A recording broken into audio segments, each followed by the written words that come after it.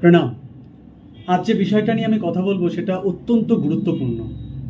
বিশেষ করে এখন এই প্রবলেমটা প্রায় ৮০% মানুষের মধ্যে রয়েছে ভারতবর্ষে, বিশেষ করে মহিলাদের মধ্যে, যেটা হচ্ছে ভিটামিন ডি এর ডেফিসিয়েন্সি।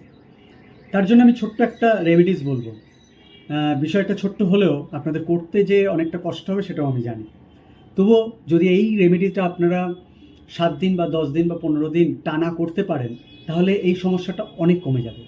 তো প্রথমে হচ্ছে যারা লেট রাইজার তাদেরকে একটু আর্লি জাগতে হবে। আপনি যদি সূর্যকে না দেখেন তাহলে সূর্য আপনাকে দেখতে পাবে না। তো তার জন্য সবার প্রথম আপনাদের ভোরবেলা উঠতে হবে, সূর্যের প্রথম কিরণ হোক বা হালকা একটু পরে করলেও চলবে।